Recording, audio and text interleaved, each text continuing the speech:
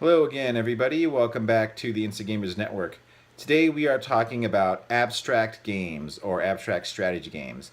Now, what is an abstract strategy game? Well, according to Board Game Geek, abstract strategy games are often, but not always, themeless, without storyline, built on simple and/or straightforward design and mechanics, with little to no elements of luck, chance, or random occurrence. So today we're going to talk about our favorite abstract games. Six of us will be talking about that today, and why we like them. So let's just skip all the hoo-ha and get right to it.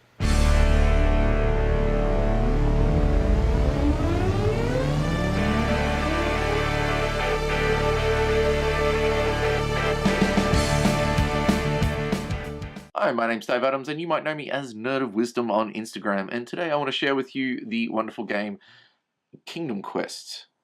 Kingdom Quest was published in 2007 by Dr. Wood Challenge Center and was designed by Mark Wood and Frank.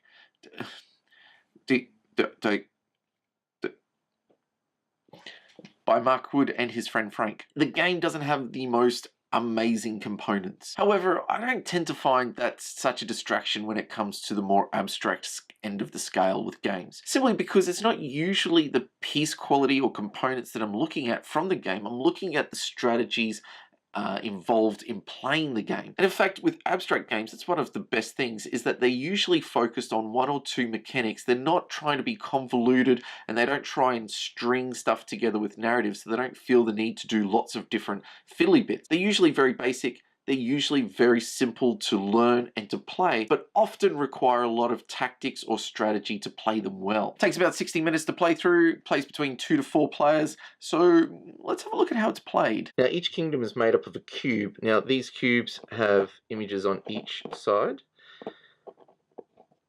each image representing different elements of the kingdom. You can begin your turn by placing one cube onto your starting tile, and as you move away from your starting tile, each turn you may choose to add a cube or a kingdom to your starting tile. Kingdoms move in this way. They move forward or sideways, always rotating one position at a time.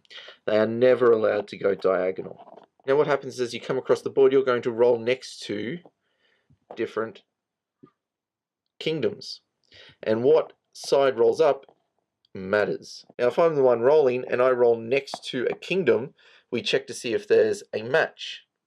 And if there's a match, you get to capture the kingdom. The matches that are available are a king and queen. So if a queen rolls next to a king or a king rolls next to a queen, you get to capture that kingdom. If a princess rolls next to a prince and vice versa, or if a queen rolls next to a knight and vice versa. In addition to this is the court jester. If he rolls next to a princess or a prince, they don't get captured, but they get frozen and stuck in place and unable to move until the jester either rolls away or you roll another kingdom alongside the princess or the prince that you've captured and take their kingdom. On the board are these genie squares, and over here is our genie. Our genie is one piece that rolls around the board, and the way you capture the genie, or at least trigger the genie, is to roll next to him. Rolling next to him triggers him. That means you can pick him up and move him to any other genie spot. Now, placing him on the board means you can turn any piece adjacent to any side you wish. This can be a great aggressive move if you wish to capture another piece. I turn it to the queen, I get to capture the knight.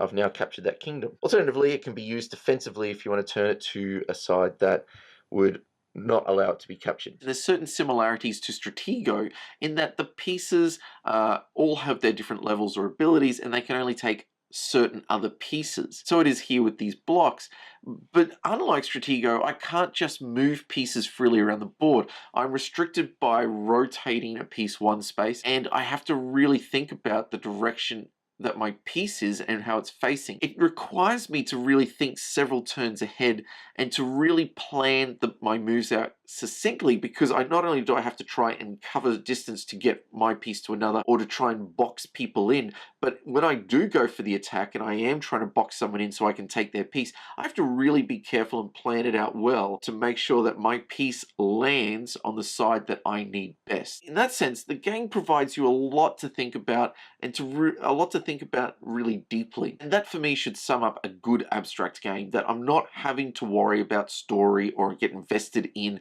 what connects this game to the real world. I just want to play it for the sake of playing it, but also that there's a great depth of strategy and thinking that goes into very simple, easy to learn mechanics. And this game does that well. So I really enjoyed Kingdom Quest. And yeah, I could put aside the fact that component quality isn't the greatest I've ever seen in the world, but the game's good and the game works and the game's fun. And so that's why I'm recommending Kingdom Quest. My name's Dave Adams, and check us out on Instagram. Hello everyone, my name is Annette, and you might know me on social media as nettersplays. Today I'm going to talk to you about one of my favorite abstract games. An abstract game to me means a game that has little to no theme involved in the game. It's very abstract. It's also very simple in the rules that are played between all the players, and all the information that is involved in the game is available and open, so there's a lot less randomness involved in these games. Someone who generally wins these games is a little bit more efficient with the tools that they're given, which are the mechanics themselves. So the game that I picked is Patchwork. Here we have the whole play area for both players.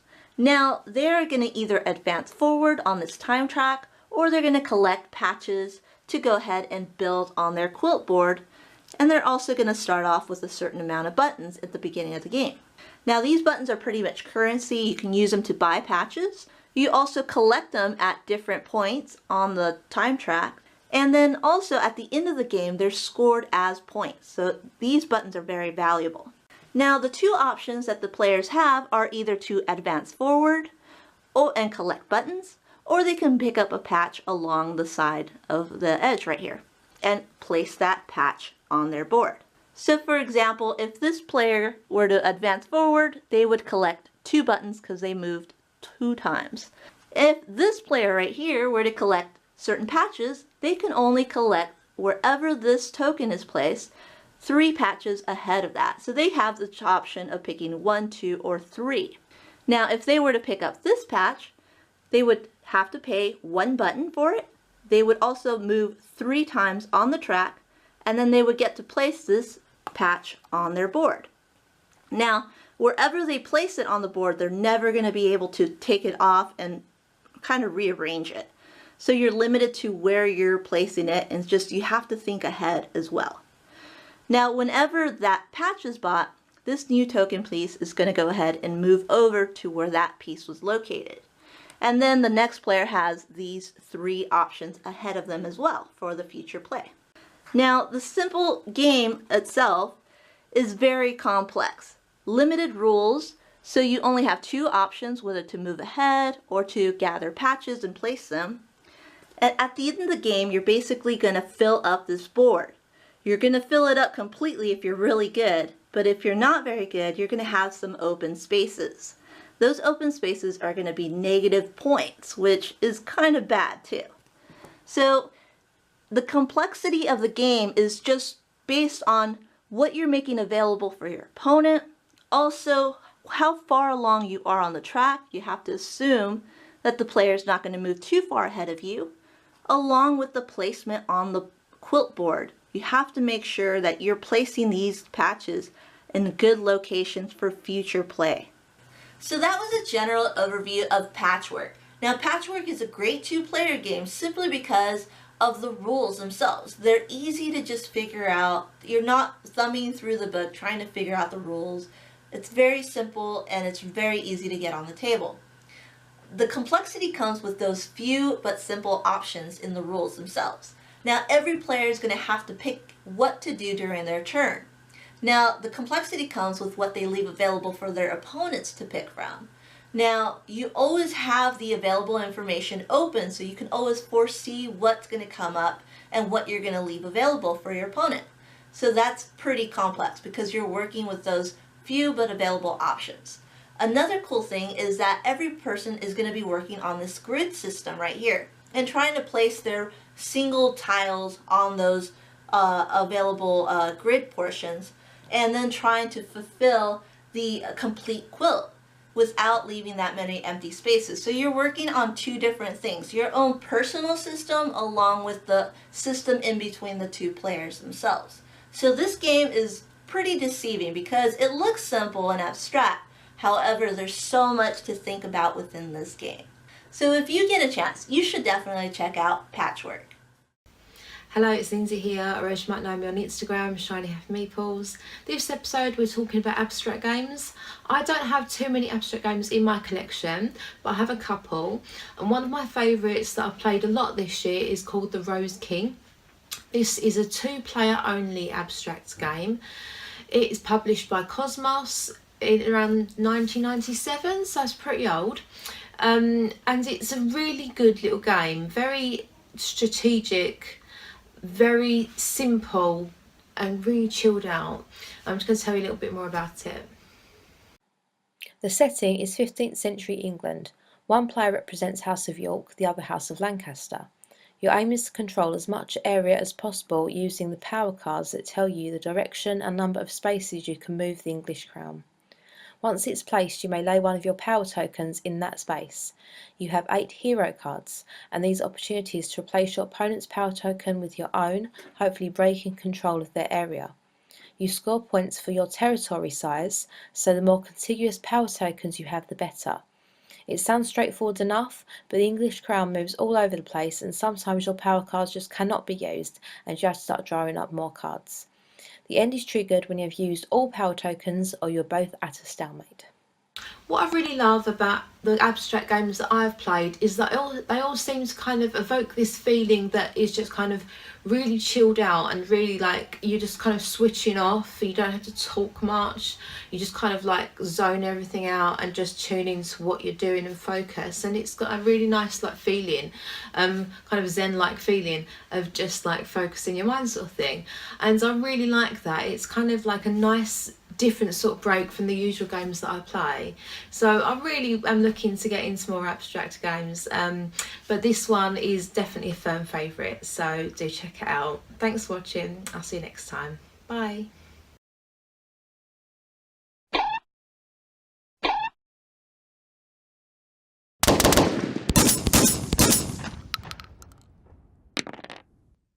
Hey everyone, I'm the Board Game Renegade here, and today we're talking about abstract games. Now, I do like some abstract games, but there's one in particular that I love at the moment, and that is Onitama from Arcane Wonders. This is a 2-player chess-like game where there are 2 rival martial arts schools, and they have to duke it out for supremacy. Let me show you a little bit about the game, and then I'll come back with a closing comment. So the player's goal in Onitama is to either defeat their opponent's master or to bring their very own master to their opponent's archway. To move their pieces around, the players have to use any of the 2 movement cards that are placed in front of them at the beginning of the game. Each player is dealt 2 randomly and one is placed in the center of the table with the orientation facing the current player.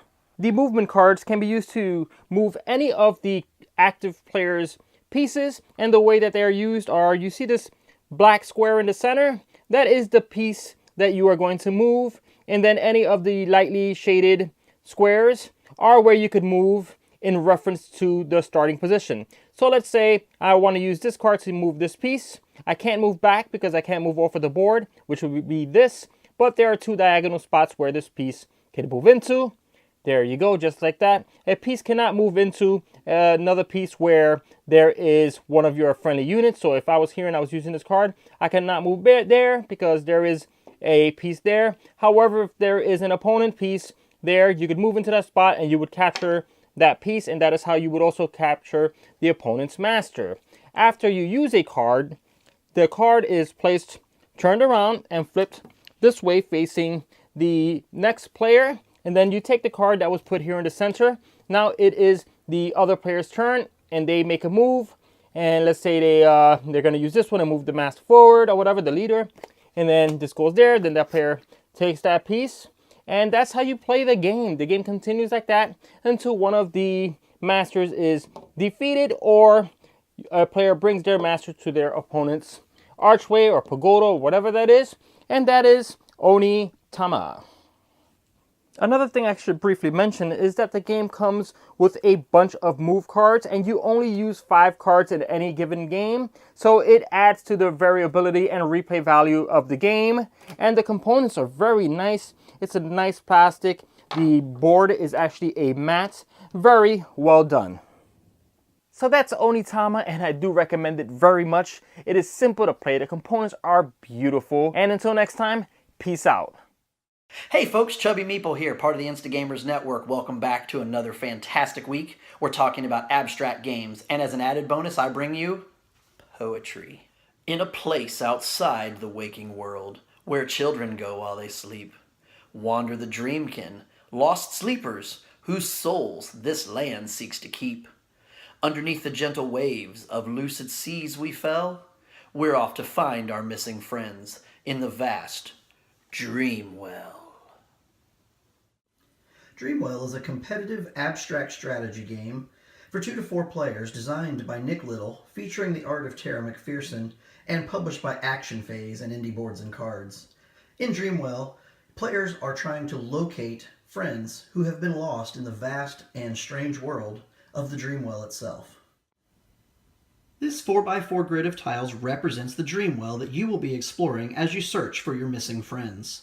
Each tile contains an environment, or a background, as well as a creature that populates the world. On the tiles you will also see these doors, which indicate the directions that you are allowed to move when moving off of this tile. On their turn, a player takes 3 actions, such as possibly moving a token, flipping a tile or rotating a tile, drawing a card from the friend deck or from the display of face-up cards, replacing the display by moving all 4 cards out and drawing 4 new ones, or once they've located a friend, they can play a card out of their hand in order to score those points. Let's look at an example turn. In this scenario, I am the second player, the first player having made his 3 moves, moving both of his Mr. Wiggles characters onto the board, and now it's moved on to me. I see in my hand, I hold this card, meaning that in order to find my friend here and her pet, I need to find the little 3-eyed, adorable little creature, as well as the, I guess it's a panda bear with a heart on its chest. And I need to find them located in the background here of the lightning bolt rainbow, kind of the night sky background. And I see, by looking at the board, that I can do that in my 3 moves. So I'll take my first Mr. Wiggles pawn, we'll move him onto the board here. And since I moved him here, where there was a door pointing to the outside, I have a move action I can take for free. So I'll simply move him here. So now I've located the 3-eyed beast, the 3-eyed little cute monster here, and the night sky with the rainbow and the lightning bolts on it. For my third, that's my first action. For my second action, I will take my second Mr. Wiggles pawn and simply move him onto the board up here. And again, I have the door pointing to the outer edge of the board, but I want this creature, so I'm not going to use the extra move action to move Mr. Wiggles either here or here for free. We're going to stay there. So those 2 actions. For my third action, I will locate one of my friends by playing this card out of my hand to the table, which will score me 1 point at the end of the game, as well as now allowing me to perform a free move action on each of my turns. There are various ways to score points. You can simply score points based on a point total showing on the card. This particular card will give me 1 point for each card that I have played of my 7 cards that has this friend on it. I will get 1 point for each one. This card, similarly, will give me 1 point plus 1 point for each card I have with this background, or this particular background. This card will give me 7 points if I've played 3 cards that have this friend on it. This card will give me 2 points for every pair I have of these 2 friends. And finally, I can score 1 point for a wild, and the wild lets me pick a friend or a background or a scenery and score 1 point for each card that I have with that friend or that background. And this card still counts as having this background and this friend on it for scoring other cards. There are also 2 variants to Dreamwell, one being an advanced mode that adds black bordered tiles as well as black bordered friend cards, which giving you different combinations of friends to find. And you also gain the ability to now flip a tile as one of your actions, so you can flip it from one side to the other for a single action as well. The other variant is to introduce the Nightmare. Now the Nightmare prevents you from moving to the tile the Nightmare is currently on. Also, if it moves into a tile where one of your Mr. Wiggles standees is, Mr. Wiggles gets scared out of the dream well. That tile now can also not be rotated or flipped if still playing with the advanced version. This just adds additional strategy to the game. So that's Dreamwell, a fantastic little abstract game, simple for kids to play, especially if you don't put either variant in it, just play the basic version of the game without any nightmares or without any of the advanced tiles or advanced friend cards that are there. Very simple for little kids to pick up. I highly recommend checking this out. Obviously the artwork, Tara McPherson did a fantastic job capturing a very dreamlike feel, a very adorable and cute world, cute creatures, very well colored, like the little light, soft kind of neon colors that are there. So definitely check this one out, and until next week, I'm the Chubby Meeple. When you try to imagine a dragon in your mind, what do you see? A winged creature watching over a princess in a tower? Or how about some hulking, scaly fellow who's guarding treasure underneath a mountain? Or what about a red serpent-like creature like something you would see in a New Year's parade? Well, if you had recently seen the cover of Suro, you probably would have pictured the latter. Suro is an abstract game, so it leaves a lot up to the imagination while you play. And seeing how dragons have been a part of lore and myths for centuries, it's great to be able to add to that list of stories while you navigate tiles and play the game of the path.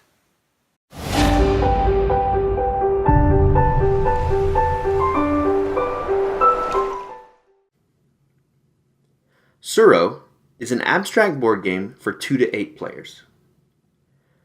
Players are going to place tiles on the board to build paths that begin at the edge of the board and travel around the interior. The object of the game is to keep your path from connecting to a different edge of the game board and to keep from running head-on into another player. Outlast all other players to win the game. Me, I like to pretend my dragon's name was Reggie, and he was just out for a leisurely fly when all these other dragons showed up and just ruined his peaceful day. I'm sorry, Reggie. Each path tile that you're going to play throughout Suro shows lines that create the paths your game pieces are going to travel along. As they are played, each path will become longer, which will in turn increase the chance that points can intersect when a new tile is played. Players must move their pieces along the path that the newly played tiles create, and they do so uninterrupted and independently. Each tile is unique. They're like the most evil snowflakes ever. Players take 3 actions on a turn. They play a tile from their hand of 3, move their markers along the newly created path, and then draw a new tile. When you place a tile from your hand, you play it on an open space next to your marker. You can place it in any direction, and it stays there until the end of the game. Those things aren't going anywhere. You'll need to be careful though and watch the paths on each tile that you play. You can knock yourself out of the game if you aren't careful. Once a tile is laid, all players adjacent to the tile move their markers along the appropriate path, starting with the player who played the tile. You move your marker all the way to the end of the open path. Players whose markers reach the end of the board or collide with another marker are eliminated, and their tiles are shuffled into a draw pile. Lastly, in a turn, players draw a new tile so that they always have 3 in their hands. When new tiles become available, due to player elimination, a dragon tile is used to keep track of who draws tiles when new ones become available. The last player standing wins. Suro, like most abstract games, is very simple, and it can be a welcome change of pace if you're used to playing heavier games. It's got great artwork and quick, clean gameplay. Like most strategy games, however, the tides of the game can change very quickly with each turn, and it'll take play after play to master. Okay, so back to Reggie's story. The dragon's path was like life itself, tossed on the waves whose tides change with fickle and fleeting wind. He's broken, he's beaten, staying against the current. Okay, maybe I got carried away. If you're interested in filling in your own dragon story, however, check out Suro. All right, so that wraps it up for this episode. We hope that you enjoyed yourselves. Thanks again for watching, and we hope that maybe you discovered a new game or two that you haven't tried yet. Leave a comment down below. Tell us what your favorite abstract strategy games are, and we'll see you next time on the Insta Gamers Network. Thanks again.